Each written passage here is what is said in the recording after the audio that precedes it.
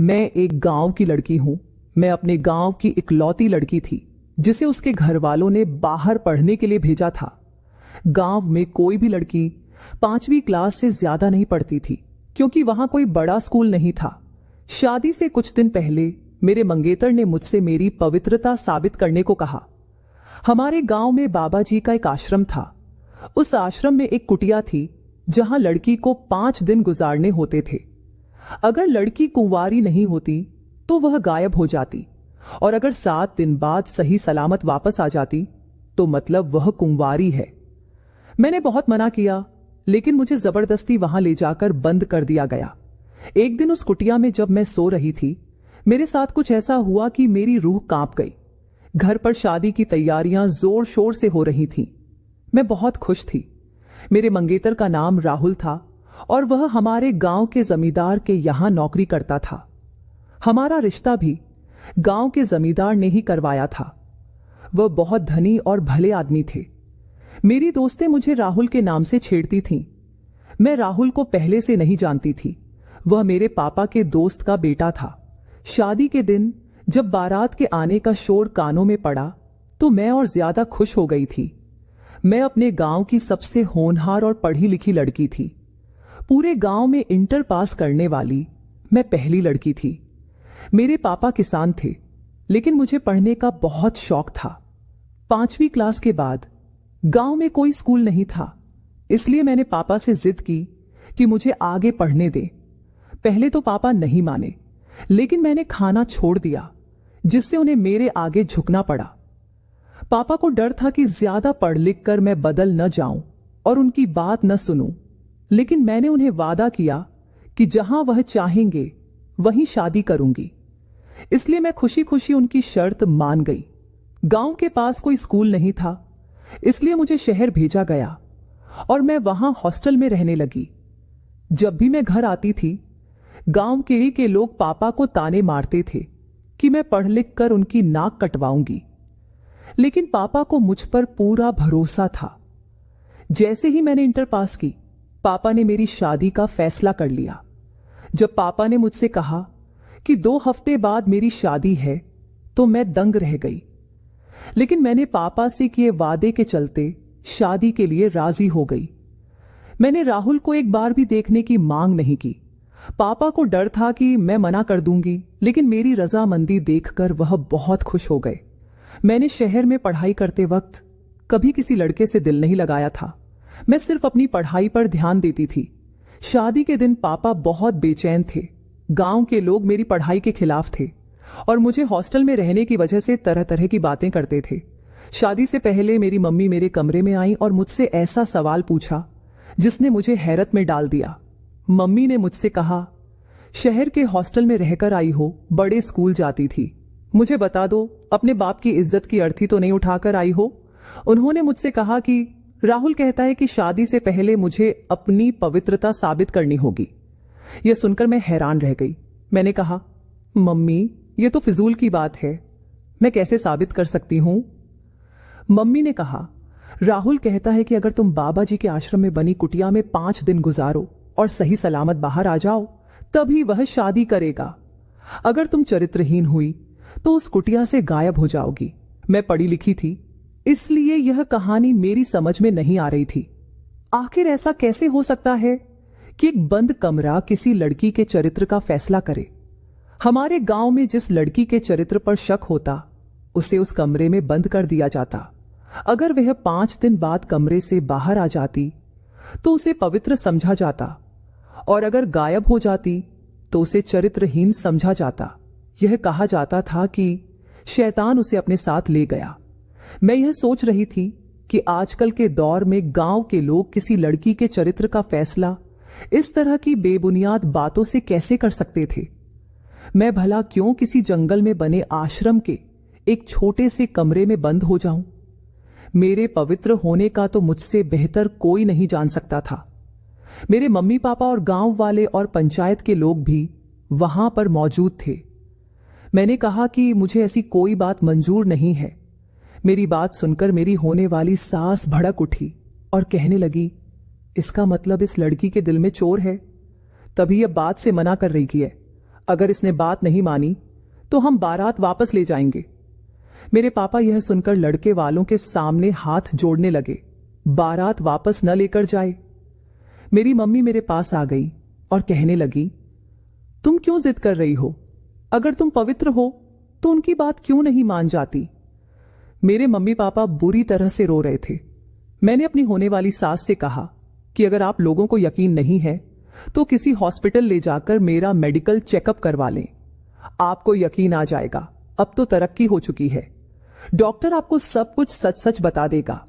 भगवान के लिए इस बेबुनियाद रस्म पर यकीन न करें और बेकसूर लड़कियों को ऐसे वीराने में कैद न करें। मगर किसी ने भी मेरी एक न सुनी। पापा तो जैसे किसी बेजान लाश की तरह हो गए थे। मम्मी का भी रो रो कर बुरा हाल था, जैसे मैं सचमुच अपना मुंह काला करके आई हूं। मुझ पर लोगों ने बहुत इल्जाम लगाए। मेरे पापा से कहने लगे, तुझे समझाया था ना कि बेटी को बाहर पढ़ने मत भेज, अब अंजाम देख ले। लेकिन तुमने किसी की ना सुनी। अब देख ले अपनी इज्जत उछलते हुए। मैं अपने पापा के सामने बैठकर रोती रही, बिलखती रही कि पापा, मैंने ऐसा कुछ भी नहीं किया है। बेशक मेरा मेडिकल चेकअप करवा लीजिए, मगर सब लोगों को तो बस उसी आश्रम पर यकीन था जिसके झूठे होने की कसम मैं खा सकती थी। भला मेरे बारे में मुझसे बेहतर और कौन जान सकता है? मेरा बार बार सबके सामने वहां जाने से मना करना मेरा चरित्रहीन होना साबित कर रहा था और मेरा मर जाना ही सबको यकीन दिला सकता था। लेकिन ऐसे किसी आश्रम के कमरे में मैं अपने आप को 5 दिन के लिए बंद कैसे कर सकती थी, जहां कोई आता जाता भी नहीं था। लेकिन अपने मां बाप के आंसू देखकर मैं भी बेबस हो गई। फिर पंचायत बैठी और उन्होंने फैसला किया कि मुझे जंगल में 5 दिन रहना पड़ेगा। पंचायत ने भी मेरी एक न सुनी। मैंने भी अपने मां बाप की खातिर उनका यह फैसला कबूल कर लिया। मैंने दुल्हन का जोड़ा बदला और सिंपल से कपड़े पहन लिए वहां जाने के लिए तैयार हो गई। लेकिन मुझे बहुत अफसोस हो रहा था कि राहुल ऐसी झूठी और जाहिल आना और घटिया सोच रखता है। मुझे उसके सोच पर तरस आ रहा था। फिर मैं कुछ गांव के बड़े लोगों और अपने पापा के साथ वहां के लिए चल पड़ी और उस छोटे से कमरे में मुझे बंद कर दिया गया। वहां कहीं से रोशनी की एक किरण भी नजर नहीं आ रही थी। उस कमरे में बस एक चारपाई थी जिस पर मैं बेबसी से लेटी हुई आंसू बहा रही थी। न जाने कैसी अंधेरी नगरी थी। बचपन से मैं इस जाहिल आना रिवाज को होते हुए देख रही थी। जंगल के बीचों बीच आश्रम के कोने में एक कमरा बना हुआ था जहां मासूम लड़कियों को कैद कर दिया जाता था और 5 दिन के खाने पीने का सारा सामान वासो को पसीची याद वहां ही रख दिया जाता था, क्योंकि कमरे के बाहर ताला डाल दिया जाता था और 5 दिन से पहले वहां कोई आता जाता नहीं था। मुझे नहीं पता था कि राहुल को मुझ पर शक क्यों हुआ था। कमरा बिल्कुल बंद था। वहां एक लाइट तक मौजूद नहीं थी जिससे समय का पता चल सके। बस एक पंखा चल रहा था। जंगल के पास बिल्कुल सुनसान जगह थी जहां जंगली जानवर आकर दरवाजा तोड़कर मुझ पर किसी भी वक्त हमला कर सकते थे। इसी डर ने मेरे दिल को दहलाकर रख दिया था। मैं चारपाई पर बैठ गई, लेकिन कमरे का दरवाजा लोहे का था। मैं जैसी पतली दुबली लड़की उसे खोल नहीं सकती थी। मैंने खाने की टोकरी से कपड़ा हटाया तो उसमें बस थोड़े से फल के सिवा और कुछ भी नहीं था। कमरे में पंखे का कोई बटन मौजूद नहीं था और ना ही कोई बल्ब लगाया गया था। वहां एक बाथरूम था जिसमें भी अंधेरा था। मैंने पूरे कमरे की अच्छे से तलाशी ली, लेकिन मुझे कुछ भी दिखाई नहीं दे रहा था। मैं बेबसी से दोबारा चारपाई पर बैठ गई। अभी कुछ समय ही गुजरा था कि मुझे किसी के आने की आहट होने लगी। मेरा डर से दिल धड़कने लगा। बाहर कुछ जंगली जानवरों की आवाजें आने लगी थीं और उस पर सितम यह हुआ कि बिजली भी चमकने लगी। बिजली की रोशनी तो कमरे में नहीं आ सकती थी, पर उसकी आवाज से मेरा दिल जोर जोर से धड़कने लगा। फिर वहां तेज बारिश होने लगी। मैं चारपाई पर बैठी रोने लगी। मुझे अपनी कजिन का किस्सा याद आने लगा। जब मैंने होश संभाला था तो पहली बार मेरे घर में मेरे बड़े पापा की बेटी की शादी थी और वह भी ऐसे ही रोक दी गई थी। मेरी कजिन जब दूसरे गांव से अपनी मौसी के घर पर कुछ दिन रहकर वापस लौटी तो उसके मंगेतर ने भी यही बात कही थी। कि उसे अपनी कुंवारी होने का सबूत देना होगा। सबसे पहले तो मेरी कजिन पर बहुत सारे इल्जाम लगाए गए। उन पर दूसरे लड़कों के साथ संबंध बनाने का इल्जाम लगाया गया। वह बेचारी रोती रही कि उसने ऐसा कुछ नहीं किया है, लेकिन किसी ने भी उसकी एक नहीं सुनी थी। सबको बस इस कमरे पर यकीन था। सब यही कहते थे कि यह पवित्र आश्रम है और पवित्र औरतों के बारे में सच बता देता है। मुझे यह बात आज तक समझ नहीं आई थी, लेकिन मेरी कजिन को कमरे में बंद कर दिया गया और वहां ताला लगा दिया गया था और पूरे 5 दिनों में उसके कुंवारी होने का सबूत मिल जाएगा। वहां एक छोटा सा मंदिर था जहां कुछ बाबा ने तपस्या करी थी।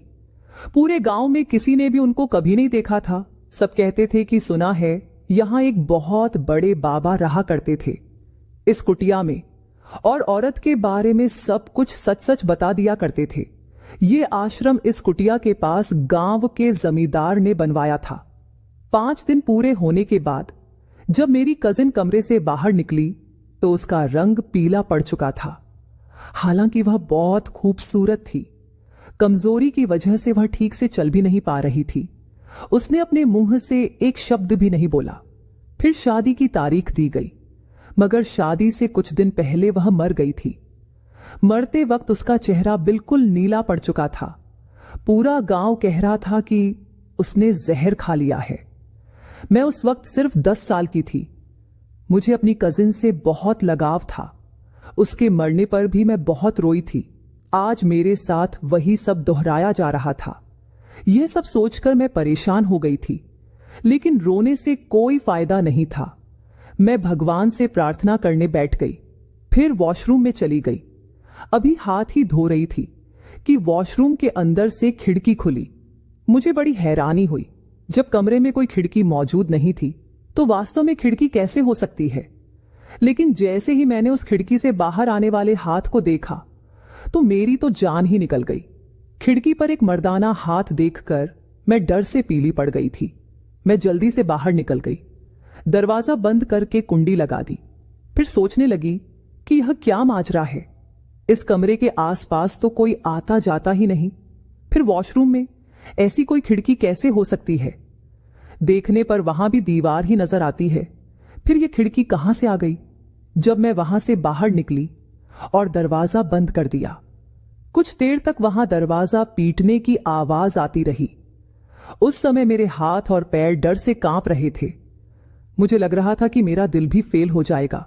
लेकिन वॉशरूम का दरवाजा लोहे का था, जो इतनी आसानी से खुलने वाला नहीं था। मैं डर के मारे कमरे के एक कोने में बैठ गई। दरवाजा नहीं खुला। मुझे किसी की आवाज सुनाई नहीं दी, बस दरवाजा ही थक थक हो रहा था। कुछ देर बाद आवाज आना बंद हो गई। वह कौन था? क्या कोई वनमानुष था? क्योंकि उसके हाथ पर बेतहाशा बाल थे। वनमानुष सोचकर ही मेरी जान निकलने लगी। जंगल के कमरे में खतरनाक जानवरों का होना कोई बड़ी बात नहीं थी, लेकिन नींद भी ऐसी चीज है जो हर हाल में आ ही जाती है। रोते रोते कब मेरी आंख लग गई पता ही नहीं चला। सुबह उठकर जब मुझे रात का ख्याल आया तो मैं फिर से डरने लगी।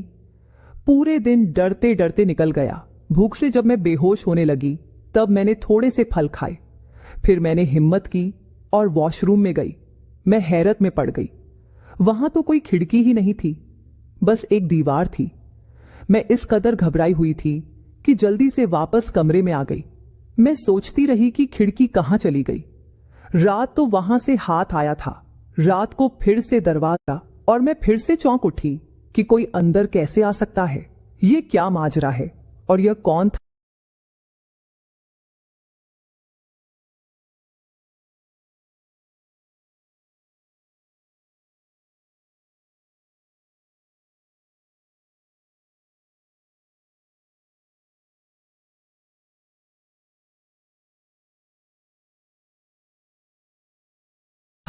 जो रात को वॉशरूम में आकर कमरे का दरवाजा बजाने लगता था, जैसे दरवाजा तोड़ ही देगा। लेकिन दरवाजा बहुत मजबूत था, आसानी से खुलने वाला नहीं था। मैंने दरवाजा नहीं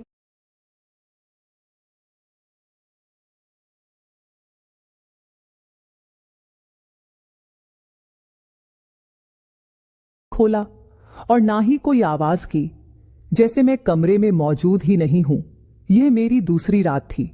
आधी रात को ना जाने कौन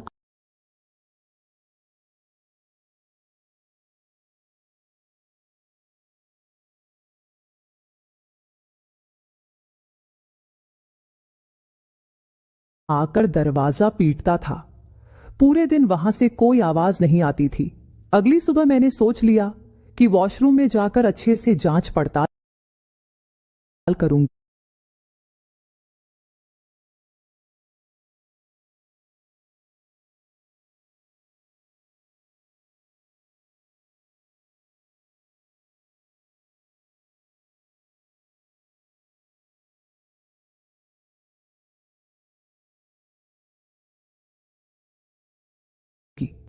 सुबह होते ही मैंने अच्छे से वॉशरूम की पड़ताल शुरू कर दी। जिस जगह से खिड़की खुली थी वह दिन में देखने पर दीवार जैसी ही लगती थी।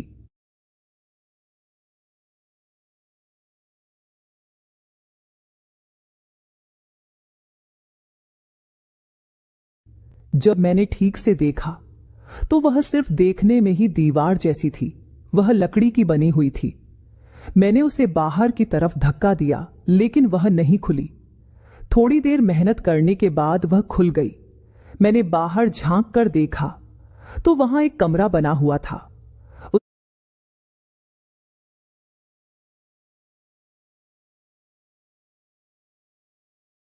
उसके अंदर जाकर देखा तो वहां एक सुरंग मिली जो पता नहीं कहां जा रही थी। बहुत अंधेरा था। मुझे बहुत डर भी लग रहा था।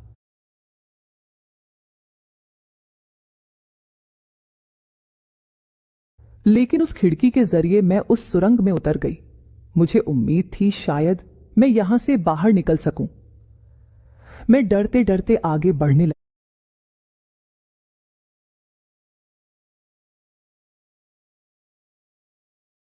लगी। थोड़ी देर चलकर मुझे रोशनी दिखाई देने लगी। वहां पहुंचकर देखा तो वहां लाइट का बटन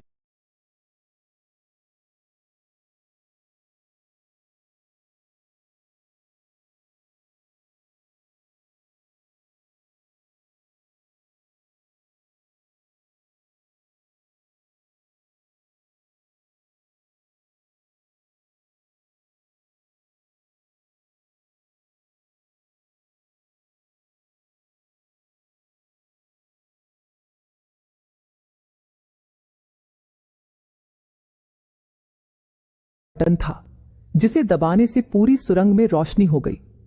वहां ऊपर की तरफ सीढ़ियां जा रही थीं। जब मैं उन सीढ़ियों पर चढ़ी और वहां का दरवाजा खोलने की कोशिश की तो वह नहीं खुला।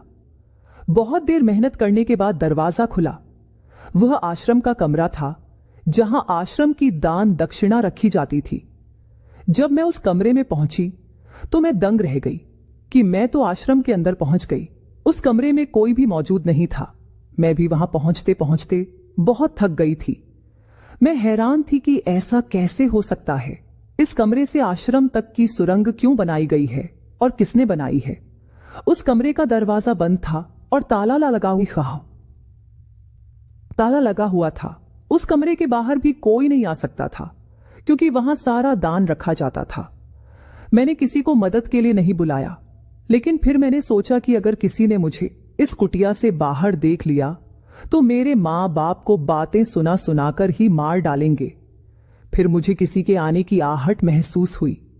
मैंने जल्दी से उस सुरंग को बंद किया और वहां रखे हुए भक्तों के पीछे छुप गई।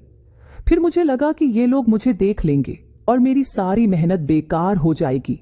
जैसे ही मैंने 3 लोगों को अंदर आते देखा तो उन्हें देखकर मेरी जान निकल गई। जब तक लोग वहां मौजूद रहे मैं बड़ी खामोशी से वहां पर छुपी रही और उनके जाने का इंतजार करने लगी। फिर वे लोग अपना काम करके वहां से चले गए। उस कमरे में आश्रम के भक्तों का दिया हुआ दान रखा जाता था, इसलिए इस कमरे में कोई भी फालतू आदमी नहीं आ सकता था। जो लोग आश्रम में काम करते थे वही लोग यहां आ सकते थे। मैं बहुत डरी हुई थी। मुझे कुछ भी समझ में नहीं आ रहा था।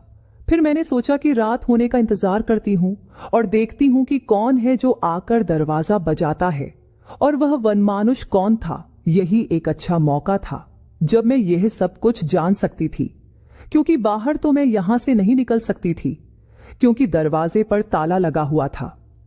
थोड़ी देर बाद मुझे एक आदमी नजर आया। वह जमींदार था और साथ में पंचायती भी था। वह बहुत नरम दिल वाला आदमी था, लोगों की मदद करता रहता था, यहां तक कि गांव के घरों में जाकर जरूरतमंदों को चुपचाप पैसे की मदद करता था। किसी लड़की की शादी हो तो शादी का पूरा खर्चा खुद ही उठा लेता था, यह कहकर कि ये सब मेरी भी बेटियां हैं, इसलिए गांव की कोई भी लड़की उनसे पर्दा नहीं करती थी, क्योंकि वह हमारे दादाजी की उम्र के थे। पूरे गांव में उनकी बहुत इज्जत थी। पूरे गांव के लोग उन्हें अपना माई बाप मानते थे। उनके बड़े से महल में मैं कई बार जा चुकी थी। उनकी पोती मेरी ही क्लास में पढ़ती थी, मेरे साथ ही हॉस्टल में भी रहती थी, लेकिन वह अमीर थी, इसलिए हॉस्टल का कमरा उसकी हैसियत के बराबर ही था। मैं गरीब किसान की बेटी थी, इसलिए एक छोटे से कमरे में रहती थी, मगर उस लड़की में घमंड नाम की कोई चीज नहीं थी। जब भी मुझे गांव जाना होता, वह मुझे अपने साथ अपनी गाड़ी में ही साथ लेकर आती थी। गांव पहुंचकर मुझे मेरे घर छोड़ देती थी, लेकिन मैं मना कर देती थी। कहती थी मेरे पापा मुझे लेने आएंगे, उनके साथ ही जाऊंगी। मेरी बात सुनकर जमींदार साहब कहते कि बेटा तुम हमारे साथ चलो, मैं तुम्हारे पापा से कह दूंगा कि तुम मेरे साथ आई हो। वह अपनी गाड़ी में ड्राइवर के साथ खुद अपनी पोती को लेने के लिए आते थे। मैं उनकी गाड़ी में बैठ जाती, वह मुझे घर तक छोड़ देते और मेरे पापा से कह देते कि यह मेरे साथ आई है, और मेरे पापा उनका शुक्रिया अदा करते नहीं थकते थे। कई बार अपनी पढ़ाई की वजह से मैं अपने पापा के साथ जमींदार साहब के महल में भी गई थी। उनकी पोती मेरी ही क्लास में थी, तो अगर कभी मुझे नोट्स के बारे में कुछ पूछना होता तो मैं उसके घर चली जाती थी। लेकिन आश्रम वाले कमरे में यह सब क्या कर रहे थे? मैंने सोचा कि आश्रम तो इन्हीं का बनवाया हुआ है, हो सकता है दान का जायजा लेने आए हों। मैं बहुत खुश हुई, अब मैं बच जाऊंगी और इन्हें सब कुछ सच सच बता दूंगी कि मेरे साथ 2 रातों से यहां पर क्या हो रहा है, और ये मेरी मदद करेंगे। लेकिन फिर मैंने जो देखा उसे देखकर मैं दंग रह गई। वे सुरंग का दरवाजा खोल रहे थे। मैंने खामोशी से वहीं बैठकर देखा कि आखिरकार यह माजरा क्या है और उन्हें सुरंग के बारे में कैसे पता। मैं यह सोचकर खुश हो रही थी कि मेरे मसीहा मेरे सामने खड़े हैं, जो मुझे बचा लेंगे और मेरी बात जरूर समझेंगे, क्योंकि मैं इस कमरे से भागकर निकली हूं। लेकिन मामला उल्टा था। जमींदार साहब तो अपने 2 नौकरों के साथ सुरंग के दरवाजे पर खड़े थे। उनके नौकर ने वनमानुष के कपड़े पहने, फिर दूसरे ने दरवाजा खोला और वे सुरंग में चले गए, और यह कहते हुए गए कि अगर आज इस लड़की ने दरवाजा नहीं खोला तो दरवाजे को तोड़ देना। यह सुनकर मेरे होश उड़ गए। वह इंसान रूप में किसी दरिंदे से कम नहीं था। मेरा दिल घबरा रहा था कि मुझे कमरे में न पाकर वह समझ जाएंगे कि मैं यहां से भाग निकली हूं। अगर इन लोगों ने मुझे ढूंढ लिया तो मुझे जिंदा नहीं छोड़ेंगे। मुझे जल्द से जल्द इस कमरे से निकलना था, लेकिन कैसे? जैसे ही वे तीनों अंदर गए, मैं बिना सोचे समझे उस दरवाजे से निकली और दरवाजे को ताला लगा दिया। चाबी भी अपने साथ रख ली और सबकी नजरों से बचती हुई आश्रम की दीवार से कूदकर बाहर निकल गई। जमीन गीली होने के कारण मुझे चोट नहीं आई। वहां से निकलते ही मैं आधी दूर तक भागी। मुझे नहीं पता था कि मेरा क्या अंजाम होगा, लेकिन मुझे अपनी इज्जत बचानी थी और गांव वालों के सामने इस आश्रम की सच्चाई भी उजागर करनी थी। मेरी कजिन के साथ क्या हुआ होगा? अब मुझे सब समझ आ गया था। वह क्यों मर गई थी? यकीनन उसने जहर खाकर अपनी जान दी होगी, क्योंकि इस आदमी ने उसे अपनी दरिंदगी का शिकार बनाया होगा। मैं भी अपनी कजिन की तरह ही खूबसूरत थी। मेरे दिल में इस जमींदार के लिए बहुत इज्जत थी। मैं उसे अपने दादा जैसी इज्जत देती थी, इसलिए उसके गलत इरादे नहीं समझ सकी। यह सारा खेल उसी जमींदार का रचा हुआ था, क्योंकि राहुल उसी के पास नौकरी करता था। इसीलिए उसके दिमाग में भी शक का बीज इसी ने डाला होगा। भोले भाले गांव वालों को बेवकूफ बनाकर उनकी खूबसूरत लड़कियों को ऐसे ही आश्रम में जाने पर मजबूर कर देता था। मेरी शादी का अंतिम फैसला पंचायत में इसी ने किया था। दिन में गांव के लोगों के सामने उनका हमदर्द बनकर रहता और उनके घरों में आकर उनकी बेटियों को देखता। उनमें से जो भी उससे पसंद आती उस पर इल्जाम लगाकर इस कमरे में बंद कर देता और अपनी हवस का शिकार बनाता। मैं भाग भाग कर थक चुकी थी। तभी अचानक एक मोटरसाइकिल की चमक मेरी आंखों में पड़ी। उसे देखकर मैं बहुत डर गई। मोटरसाइकिल मेरे सामने रुकी तो मैं गिरकर बेहोश हो गई। जब मुझे होश आया तो मैं अपने बड़े पापा के घर पर थी।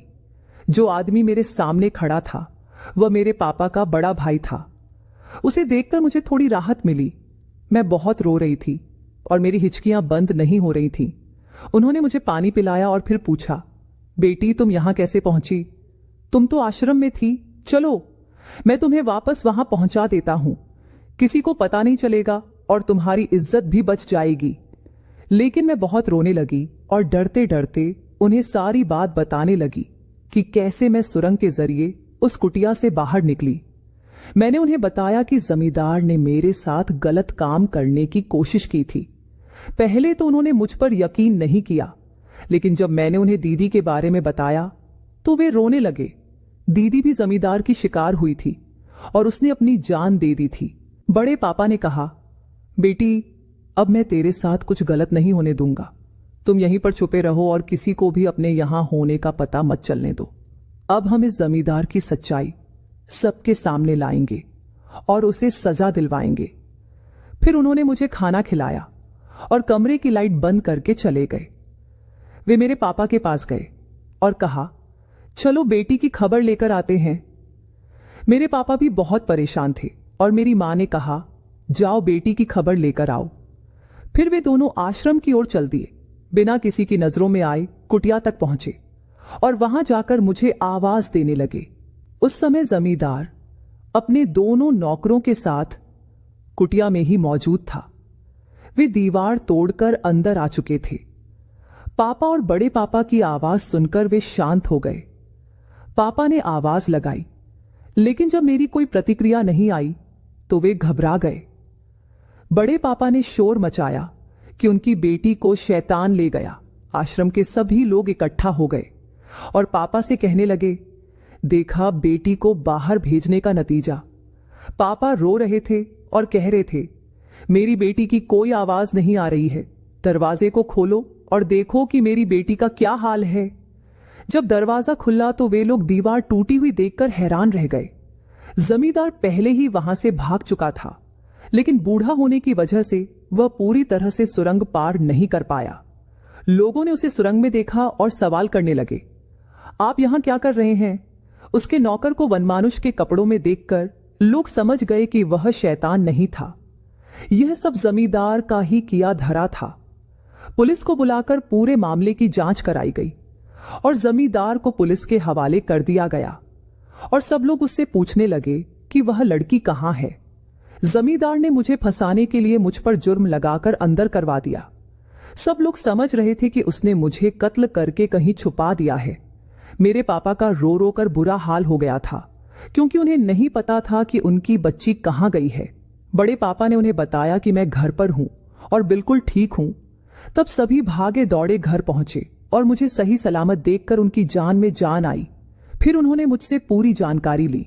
तब तक राहुल भी घर पहुंच चुका था और उसने अपने बर्ताव को लेकर मुझसे और मेरे घर वालों से माफी मांगी। उसने बताया कि मेरे अपवित्र होने की बात जमींदार ने उसके दिमाग में डाली थी। यही नहीं, राहुल से रिश्ता करने के लिए भी जमींदार ने ही कहा था और उसके माता पिता के दिमाग में शक का बीज भी उसी ने बोया था।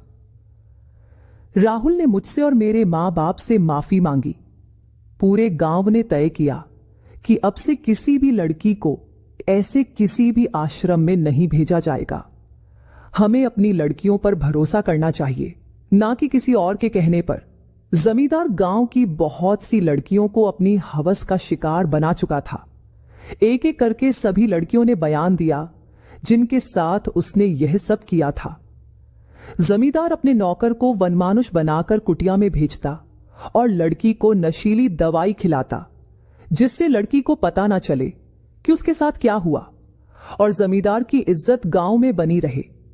जो लड़कियां उसके काबू में नहीं आती थीं, उन्हें वह 5 दिन पूरे होने से पहले ही मार देता था और आश्रम में ही कहीं दफना देता था।